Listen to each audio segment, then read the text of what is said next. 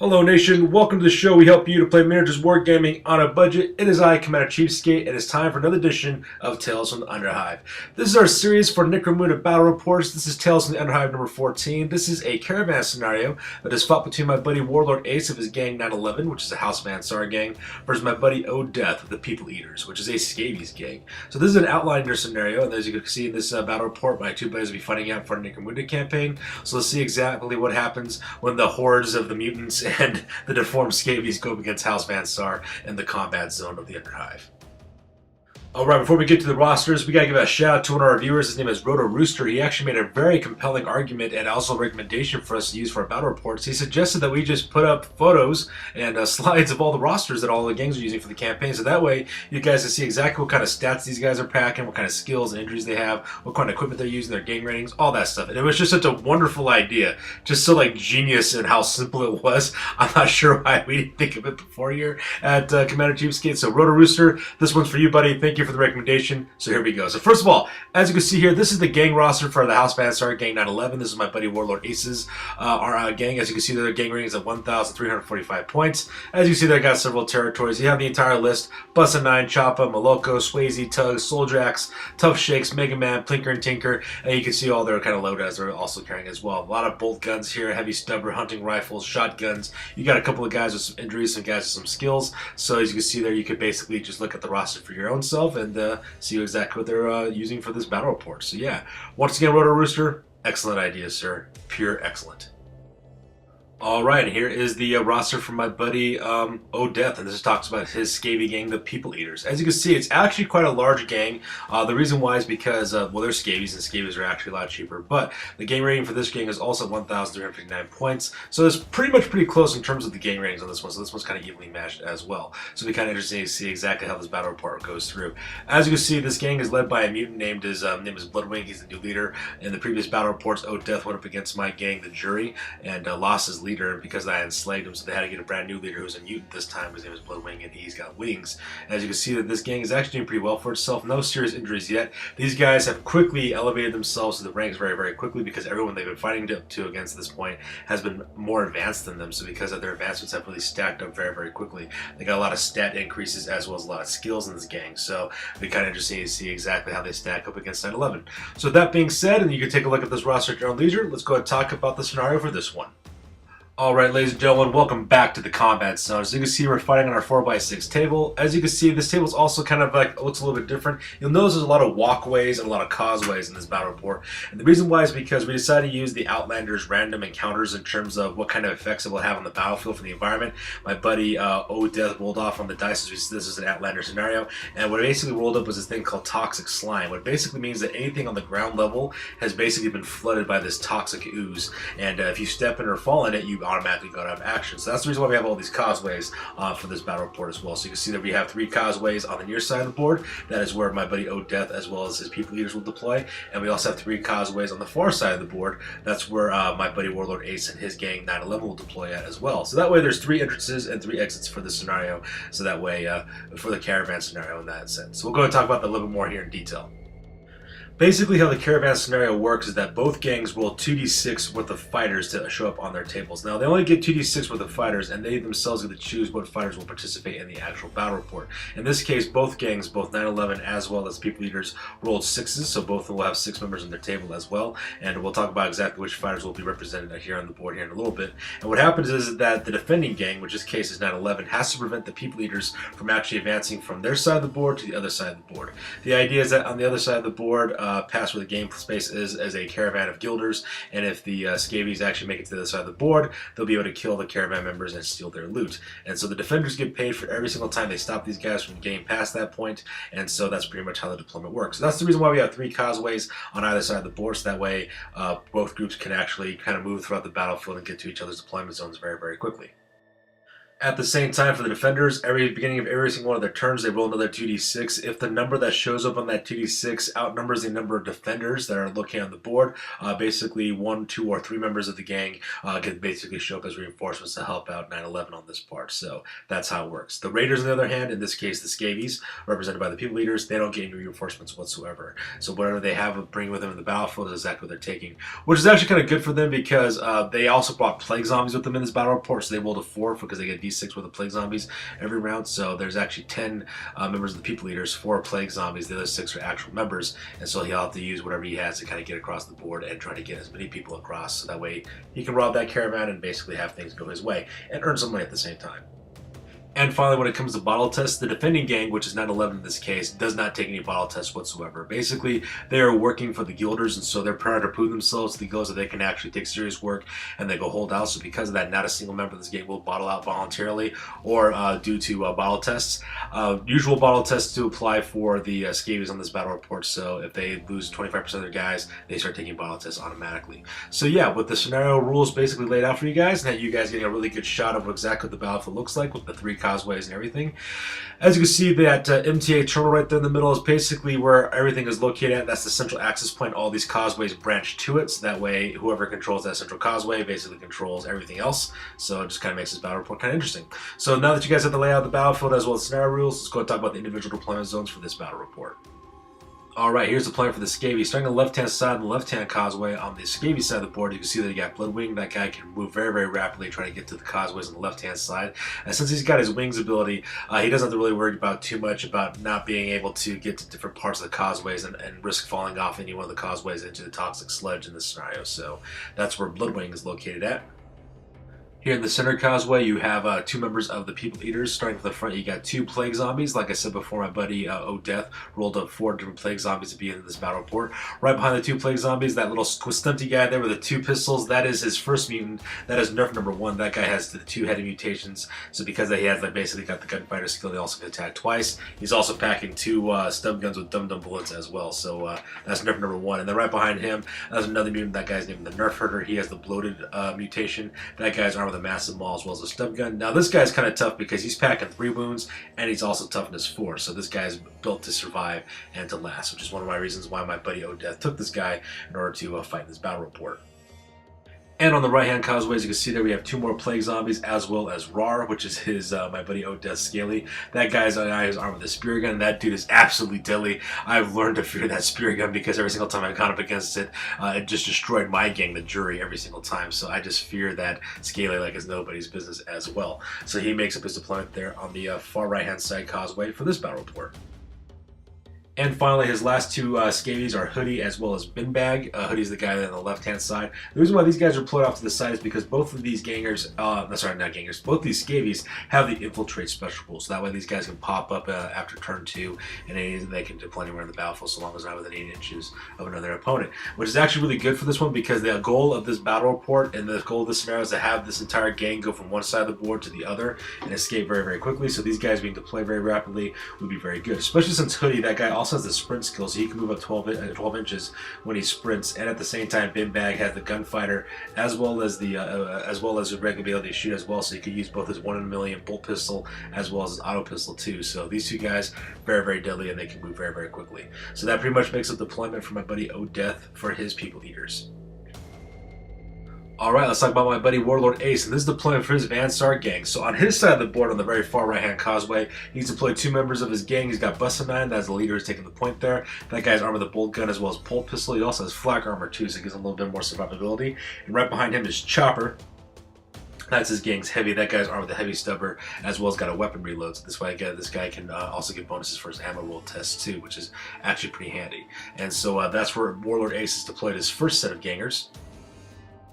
And finally, he has the rest of his gang deployed right here on the center causeway there. He's got 1 guy in the very back there. That guy, I believe, is... I forgot who that guy is. I think that's Oh wait, no. I'm sorry. That's Moloko. That's right. The guy who's on the tower at the very end, that is Moloko. He's on the second floor there. He's armed with a hunting rifle. That guy's kind of there to kind of lay overwatch to make sure that nobody can cross that causeway without being shot. And then right there on the top of that causeway, he's got three of his gangers. The first guy taking point, that guy is Tough Shakes. That ganger's armed with a bolt pistol as well as a chainsaw. He's also packing a weapon reload for his bolt pistol. So that guy's pretty good at close combat. And the other two gang members behind him, that's Tugs and Soldiers. Those guys are both armed with last guns. They also both have last pistols as well. They're just kind of like your kind of average Joe gangers, kind of lending up support for that part as well. So that is his gang's deployment on this one. With that being said, we go directly to the top of turn number 1 for this battle report. Alright, in this scenario, the Scavvies get the top of turn number 1, so top of turn number 1 after movement for the people eaters. As you can see in this photo, Bloodwing just moves up 8 inches, flying from the cargo container getting to the base of the MTI terminal, which is like they're located in the middle of the board. Like I said before, all the causeways connect to this MTA terminal, so whoever controls it will basically controls who can enter and leave the board with the 3 different causeways. And not to mention, this MTA terminal is also 3 levels high, so there's 3 different levels of causeways that you can enter from and exit from this MTA terminal. So that's where O'Death has deployed his leader. Also right here in the center of the causeway, as you can see, both nerf number 1 as well as a nerf hunter have made it all the way to the top of the MTA chemical, the MTA terminal. They both used, they both ran, so they moved their full of 8 inches and got to the top of the structure there and occupied the roof. At the same time, in the middle of the MTA terminal, you don't really see in this photograph, the other 2 plague zombies that were taking point, they both rolled to 12 as well as 11, so they moved up to almost their near maximum amount and right into the MTA terminal, and now they're on the other side of the entrance, getting ready to engage the other side where the other 2 members of the Saar gang are located at. So that's the close-up on this part. And on the far right-hand side of the causeway, as you can see there, both those plague zombies moved their maximum movement allowance to the center portion of the MTA terminal again. And as you can see here, Roar kind of takes position behind this fighting position right there in the middle of the causeway and takes his spear gun and takes aim directly at Busta 9 as well as Chopper, planning on putting that guy to start shooting. So yeah, that pretty much makes the movement on this side as well.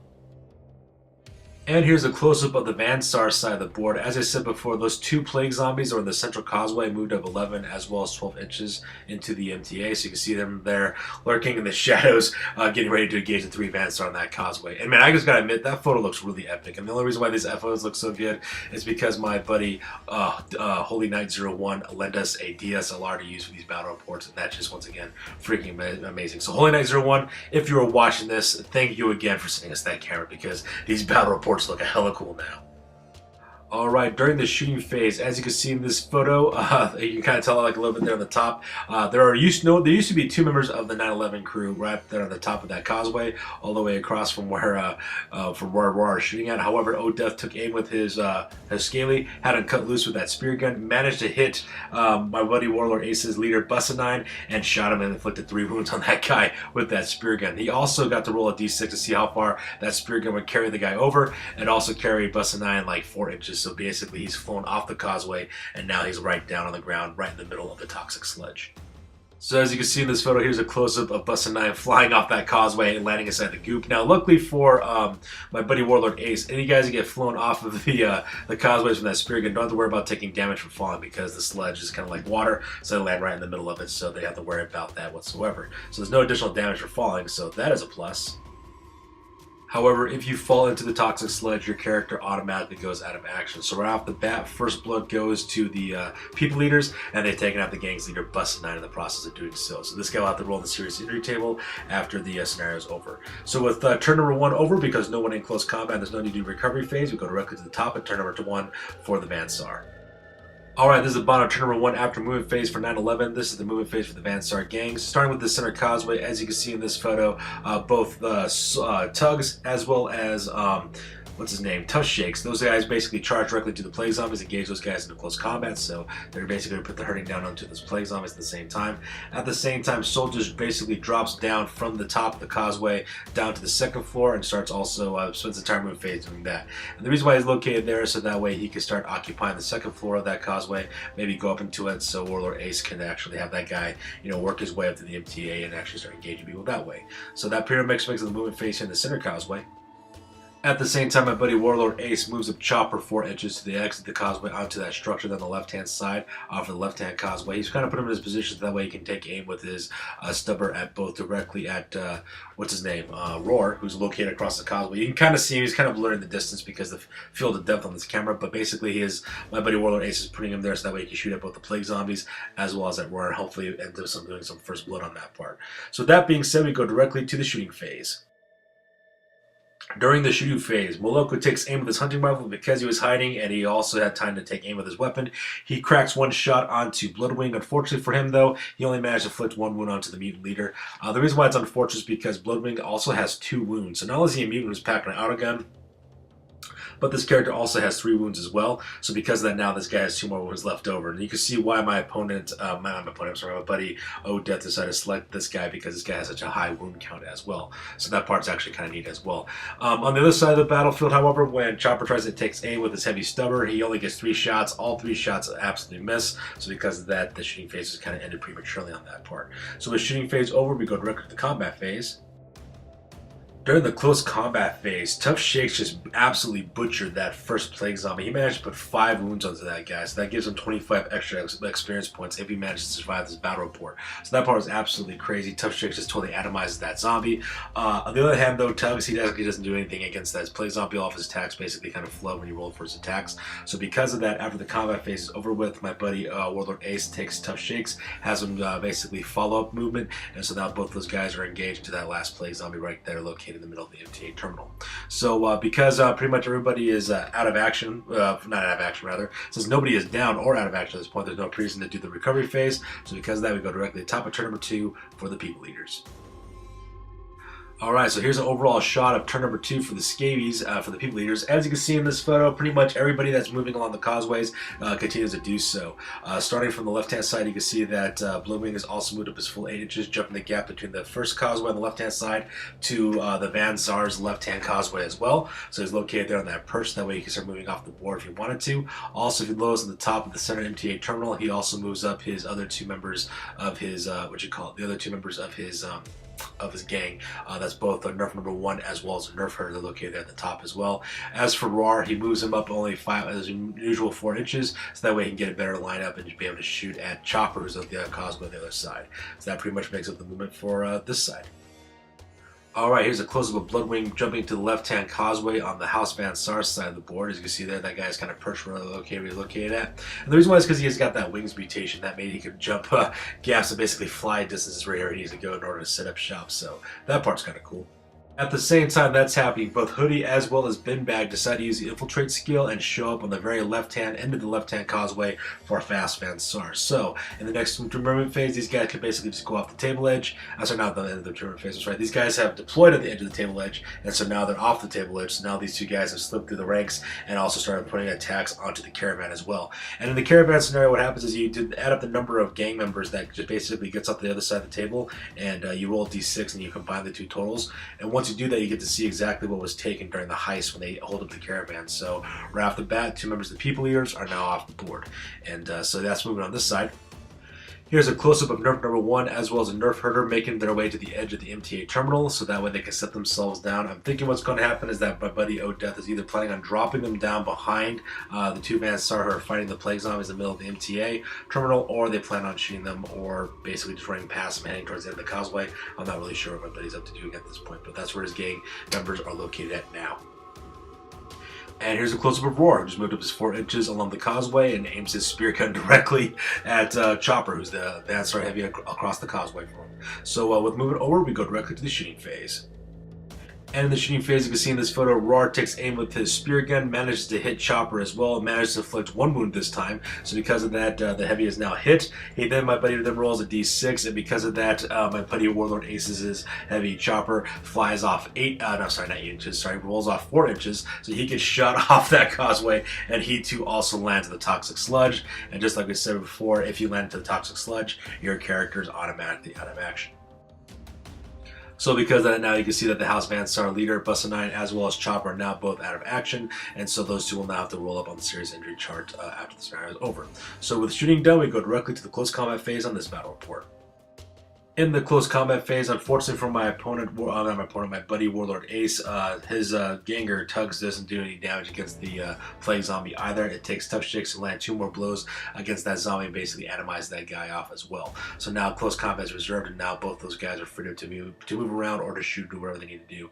At the same time, they have a couple of options. Either option one, my buddy Warlord Ace can either charge these 2 Gangers directly at the 2 zombies that are coming in from the center left-hand causeway of where Roar was located at, because there's 2 more zombies who just entered the MTA terminal, or he can have these guys climb to the roof and engage the 2 Scavvies at the top. So it's really up to him. He's got a lot of options he can really work with on this part. So since there's no real need to roll on the recovery phase, we go directly to the bottom of turn number 2 for the Van Saar's 911.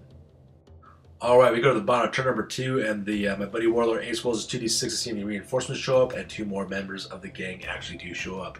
In this case, as you can see in this photo, basically 2 members of the 911 showed up. The very first guy is Swayze. That guy is the ganger's arm with that big, huge green shotgun that's taking up the pack there on that little column formation. At the same time, taking point, you have Mega Man. That is the Jew of his arm with a plasma pistol as well. So those 2 guys basically show up on the board at the edge of the table. They also move up their full 8 inches and try to run as quickly as possible, so that way they can lend some support to the rest of the gang that's fighting it out there in the center causeway near the MTA terminal. At the same time, here's a close-up of what's taking place in the center causeway. As you can see, the soldiers, that is the gang with the arm with the laser gun on the middle of the causeway there on the the first floor. He moves up just a little bit so that way he gets a better angle at Blowwing, so that way he can shoot at him during the next shooting phase as well. At the same time, my buddy Warlord Ace also moves up Moloko, just keeps him maintained where he's located at, so that way he can open up with his hunting rifle as well. So that's the movement phase located here on the center causeway. And here's a close-up of the roof. As you can see in this photo, my buddy Warlord Ace decided to charge up both Tugs as well as Tough Shakes and decided to have him engage the 2 Scavvies on the top of the roof. So as you can see there, Tugs is now engaged with Nerf number 1, while Tough Shake is taking on the Nerf Herder in close combat. So that pretty much makes the combat phase on this one. We go directly to the shooting phase afterwards, and there's no photo of the shooting phase because all the gang members basically lose their shots. Moloko misses as well as, Soldiers. They both miss their shots on Bloodwings because that Bloodwing is still okay. He's still flying around, causing mayhem like always. So with the shooting phase out of the way, we go directly to the combat phase.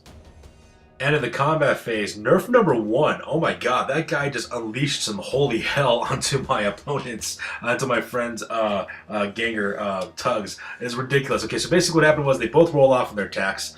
What's his name? The Nerf number 1, he gets additional attack because he's fighting with 2 pistols.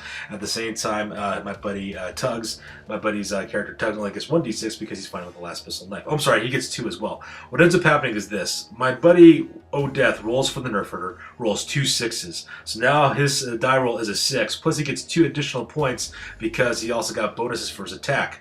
At the same time that happened, my buddy Warlord Ace rolled his 2 dice for his gang member Tugs, and what ends up happening is he rolls 2 1s. So because of that, now he gets no bonuses from his dice, and he actually loses 2 points in his combat scores.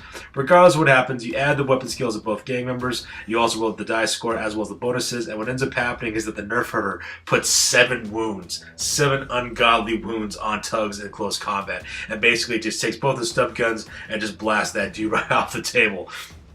And so that guy is now dead. As you can see in this photo as well, O'Death also decided to do a follow-up movement with the Nerf number 1. Also lends support to help out the Nerf Herder engage in close combat against Tough Shakes.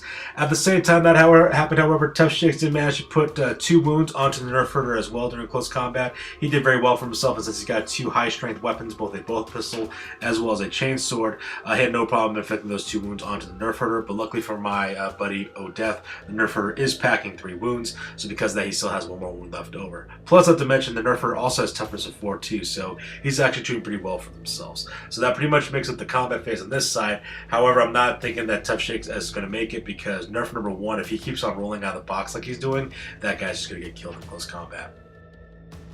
And because in close combat you go directly out of action when you get beaten in close combat, as you can see in this photo, we now have 3 members of 911 out of action. We have Bussin9, as well as Chopper, as well as Tugs. So now 3 members of the gang are out.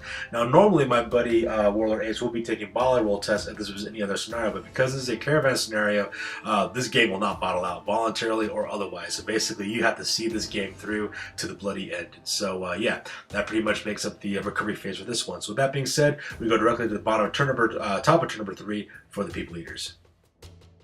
All right, that takes us to the top of turn number 3 for the people leaders. As you can see in this photograph, after the movement phase, starting at the top, you can see Roar take up the rear there, but you can see they're both plague zombies.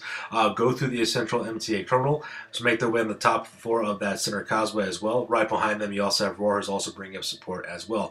On the bottom level of the causeway, as you can see there, Bloodwing basically charged from his perch, located on the left-hand side of the MTA terminal, and charges directly at soldiers as well. So that way, they're both now engaged in close combat. So that pretty much makes up the movement phase on this one. Since there's nobody really left to shoot at because Moloko's kind of out of range and out of the line of sight of Roar, and plus since the guys are engaged in close combat at the top, we go directly to the combat phase. Alright, as you can see in this photograph, both the Nerf Herder as well as, what's his name? Nerf number 1, they have no problem finishing off the last member of 9/11, which his name is Tough Shakes in this combat phase. As you can see in this photo, however, Nerf Herder actually wasn't the guy who actually finished him off. The Nerf Herder actually flubbed all of his rolls for his attacks, so nothing really happened there. However, it was Nerf number 1. That guy put, he put 4 wounds onto Tough Shakes in close combat. So this guy, Nerf number 1, even though he's a diminutive little guy with 2 heads and 2 stun guns, this guy is a freaking animal in close combat. He had no problem getting rid of Tough Shakes whatsoever. So because of that, Tough Shakes is now out of action, and now these two guys are free to try to make their way to the center causeway and try to raid the caravan as well. At the same time that is taking place, you also have Bloodwing. Bloodwing engaged in close combat with soldiers, managed to put 2 hits on him as well as put 2 wounds onto that ganger as well. So now soldiers is now out of action as well, and Bloodwing is free to make his way towards the caravan as well. So as you can see in this photo, 5 members of 9/11 are now currently out of action. We have Bussin9, Choppa, as well as Tugs and Soldiers, and also you got Tough Shakes 2 out of action as well. So now there's 5 members of this gang out of action. They will have to roll the serious injury charge to see exactly what happened to them, and things are not looking good for 9/11 in this battle report. So that being said, we go to the bottom of turn number 3 for the man Saar, and let's see if Warlord Ace can actually pull this one off. Alright, so that takes the bottom of turn number 3 for 9/11. So this is the Van Saar's movement phase. As you can see in this photo, both, what's his name? I forgot the name already. Swayze, that's his name, that's right. Swayze as well as Mega Man. They move up another their full amount of 8 inches, make it to that center bunker right there, located in that left-hand causeway. They're trying to desperately get to the NTA terminal as quick as they possibly can to let some support as well. At the same time, my buddy also moves up Moloko from the second floor of that tower structure on the center causeway, also puts on the top of the roof of that structure as well. At the same time, he also rolled 2d6 and got 2 more reinforcements in this case. He's got both Plinker and Tinker. Those are his 2 Jews who are both armed with stun guns with dum-dum bullets, and they take up positions in the center causeway, just desperate to stop anything that comes down their way from getting into the caravan. Here's a close-up of both Swayze as well as Mega Man trying to make their way as quickly as they possibly can to that center MTA terminal to lend some support because this gang is being beat down to pieces by the people leaders. And here's a close-up of Plinker and Tinker as well as Moloko trying to hold the line here at the end of the causeway. Now, this picture also makes it both the shooting phase as well as the recovery phase as well. During the shooting phase, all 3 of these members try to open up onto the plague zombies who are making down the center causeway. Unfortunately for my buddy Warlord Ace, only 1 shot made it. That was Moloko's. Moloko managed to take out one of the plague zombies, managed to put that guy out of action at the same time. However, both Plinker and Tinker missed their shots as well, so now they have to worry about what's coming down that center causeway there during their turn as well. So aside from that, because there's no close combat, we skip that phase, and since there's no bottling out for this one, we also skip recovery. That takes us to the top of turn number 4 for the people leaders. Alright, that takes us to the top of turn number 4 for the people leaders. This photo is taken after the movement phase. As you can see in this photo, pretty much the rest of the people leaders just storm forward as quick as they possibly can, trying to make it to the center causeway and into the caravan. Starting from the bottom of the page, as you can see there in the bottom of the picture, Bloodwing flies up to the second level of that tower there in the center causeway, so that way he can make his way towards the caravan. At the same time, the plague zombie moves up as quick as he possibly can using his random movement all the way to that gangplank, and so the next turn he'll be able to charge into somebody if they don't shoot him off the table first. At the same time, Roar also moves up, followed by the other 2 members of the gang. That's both the Nerf Herder and Nerf number 1. They drop down from the top of the roof of the MTA terminal onto that center causeway, and now they take their guns and take aim and get ready to bring the pain during the shooting phase. During the shooting phase, Roar managed to get another shot off with that horrible spear gun of his. He managed to land a wound onto Plinker and managed to shoot that guy right off the table, right off the top of that tower with his spear gun. He only managed to inflict 1 wound at the same time as well, so my buddy O Deathman was kind of laughing at the fact that he killed another one of those Jews. The Jew also flies off 6 inches, so he flies completely off that table, off that tower, all the way down to the toxic sludge, and so now that guy's also out of action as well. So yeah, things are not going well for my buddy Warlord Ace. And at the same time, both the Nerf Herder and Nerf number 1 open up with their guns onto Tinker as well. Unfortunately, Nerf Herder missed all of his shots.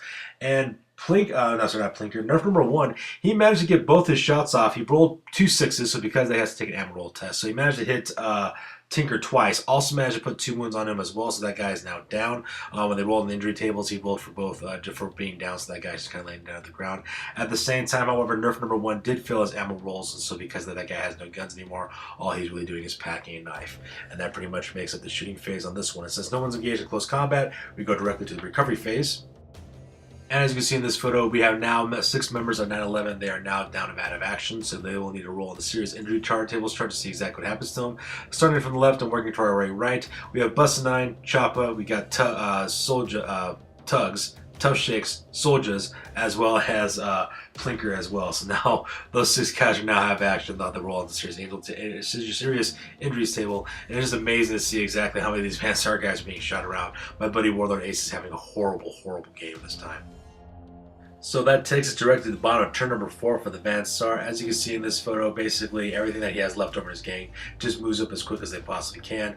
Starting on the left-hand side, you can see there that Moloko is charged into the first plague zombie. He's engaged that guy in close combat as well. At the same time, both Swayze as well as Mega Man get within, move up another 4 inches onto the next bunker as well. So now they're within range to land some shots against the Scavvies on the top of that center causeway as well. So they'll make it for an interesting shooting phase. So now Warlord Ace's move phase is over.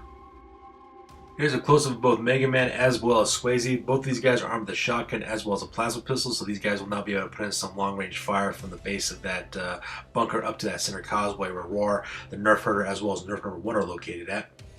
And here's a close-up of Moloko charging directly into the first plague zombie. And I'm sorry about the blurriness of this image. I guess I focused on the wrong thing when I took this photo. So these guys will be fighting out in the close combat phase.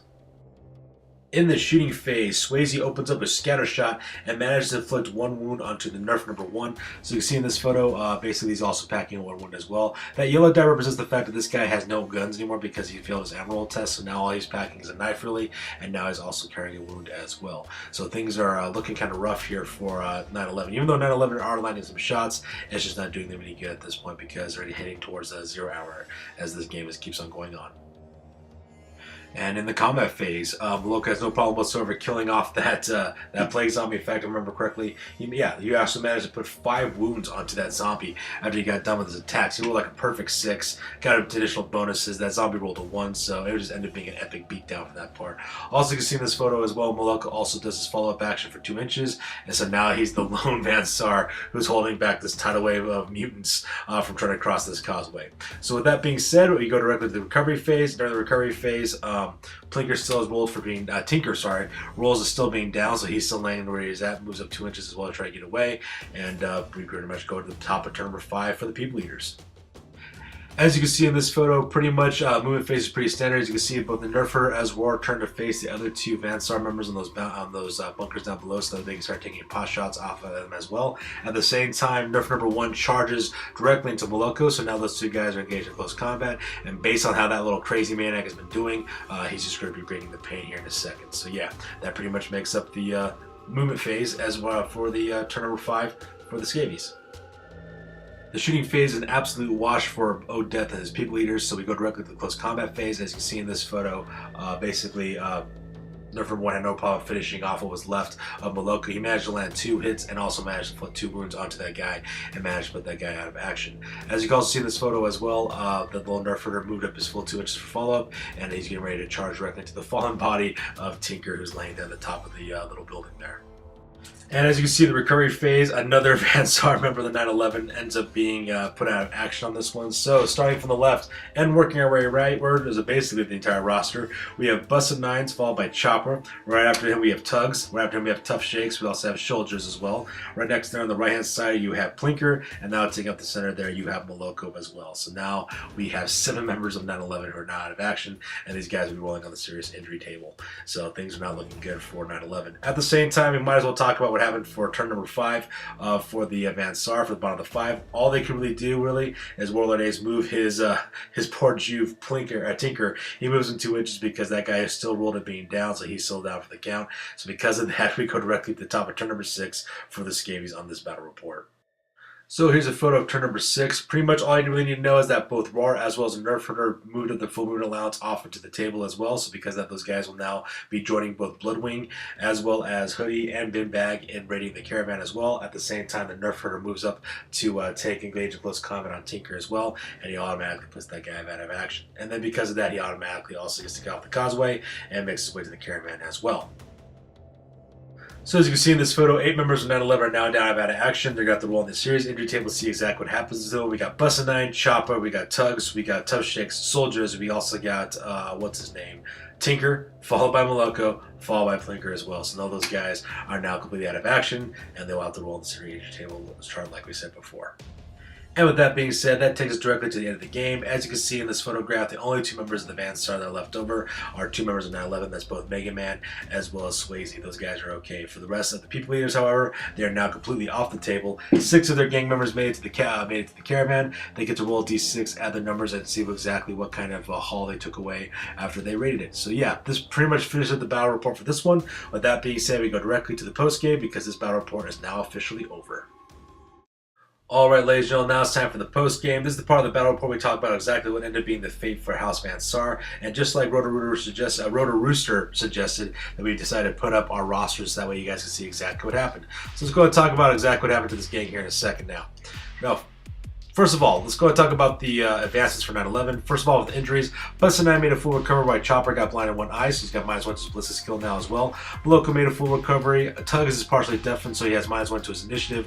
Soldiers made a full recovery as well. Tough Shakes, however, got a chest wound, but that got kind of balanced out because during his advancements, he got +1 toughness, so he still had toughness 3. Plinker also got partially deafened, so now he's -1 to his initiative as well, and then Tinker also got -1 to his toughness because of a chest wound. So yeah, a lot of partially deaf to wounded guys on this part. For the experience, as you can see in this photo, a couple of advancements took place. First of all, Moloko, he earned both the Fixer as well as +1 to his weapon skill. Swayze also got an advancement, he got +1 to his ballistic skill. Tugs got +1 to his wounds as well as +1 to his toughness, so he's got 2 advances on that one as well. Soldiers, he just got an increased experience points. Tough Shakes actually got 4 advancements. That's because of the amount of wounds he was putting down. He got +1 to his initiative, +1 to his toughness, +1 to his leadership, as well as +1 to his weapon skill. So now that guy's actually pretty tough in close combat. Mega Man also learned the fast shot skill. Plinker got +1 to his wound, and finally Tinker got 1 advancement. He got the gunfighter skill. Now, because only one ganger managed to survive out of this entire battle, he went to go to work his territories. He worked the settlement territory, earned 30 creds. After he got done paying for everybody being patched up and for everything else, they got about 5 creds worth of credit. And with that, they bought a stub gun for Tinker, so that way he could take full advantage of his gunslinger perk. So yeah, that pretty much makes up the post game for 9/11. That basically increased his gang rating to 1,478 points, and now his current record is now 0 wins as well as 2 losses for 9/11. Alright, so now let's move on to the people leaders. As you can see here, you can see the new updated roster for everything that happened. So first of all, let's go to start off with the advancements. First of all, no one got injured, so we have to worry about rolling off on injuries on this one. For advancements, however, Bloodwing, he got 2 advancements because he earned 20 experience points. He got +1 to his ballistic skill as well as learned the Iron Will skill, which is going to be really helpful in case they ever got to do bottling tests. So he's actually doing pretty well for himself as well.